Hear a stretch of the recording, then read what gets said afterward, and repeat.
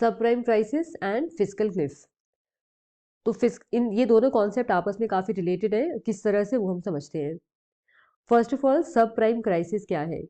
तो इसको एक और नाम से बुलाया जाता है, मोस्टली इसको सब प्राइम मॉर्गेज क्राइसिस बुलाया जाता है।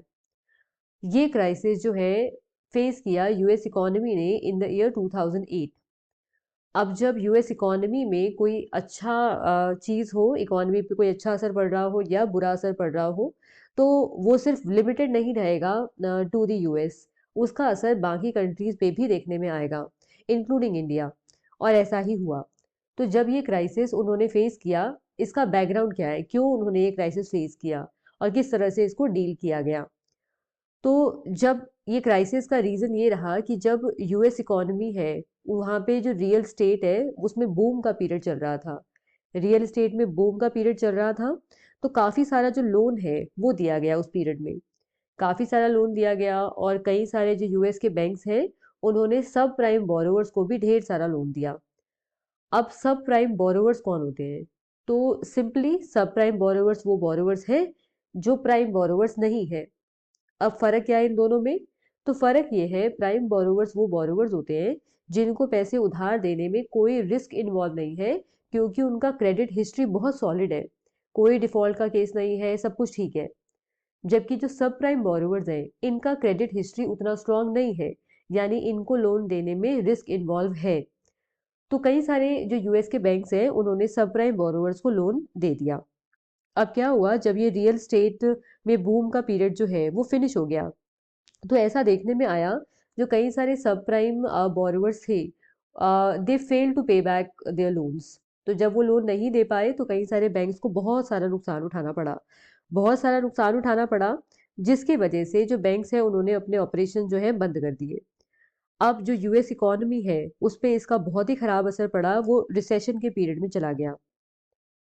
तो जब वो रिसेशन के पीरियड में गया, तो उस टाइम पे यूएस का जो सुप्रीम बैंक है, जैसे अपना आरबीआई है, इंडिया का आरबीआई है, that is reserve bank of India, ये हमारा सेंट्रल बैंक है। उसी तरह से उसका जो बैंक है that is US federal bank, वो इंटरवीन किया उसने। And then it tried everything it could do कि इकोनॉमी को वापस से जो है रिवाइव कर सके, उसे कोलैप्स ना होने दे। अब किस तरह से ये सब चीज़ें की गई?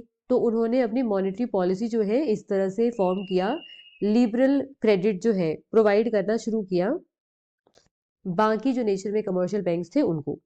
साथ में जो गवर्नमेंट है वो भी आगे आई और गवर्नमेंट ने भी जो अपनी फिस्कल पॉलिसी है उस पे काम किया। तो उन्होंने क्या किया, टैक्स कट्स किए और साथ में जो पब्लिक एक्सपेंडिचर प्रोग्राम्स हैं उसको और ज़्यादा बड़ा कर दिया, उसमें और ज़्यादा एक्सपेंडिचर करना शुरू कर दिया। तो ये काम हुआ, ये था सब प्राइम क्राइसिस। अब हुआ क्या, जब ये सारी चीज़ें हुई, इतना सारा टैक्स कट करा, इतना सारा पब्लिक एक्सपेंडिचर हो रहा है, क्रेडिट बहुत ही इजीली मिल रहा है, ये सारी चीज़ें हो रही है। पर ये सब क्यों किया जा रहा था? इकोनॉमिक एक्टिविटी को बूस्ट करने के लिए किया जा रहा था। तो ये अनलिमिटेड टाइम पीरियड के लिए नहीं था, एक लिमिट तय किया गया था कि इस पीरियड तक ये सारी चीज़ें की जाएंगी। एंड देन वापस इकोनॉमी जब ट्रैक पे आ जाएगा तो हम वापस अपने जो फिजिकल पॉलिसी है, मॉनेटरी पॉलिसी है, उसमें चेंजेस आएंगे।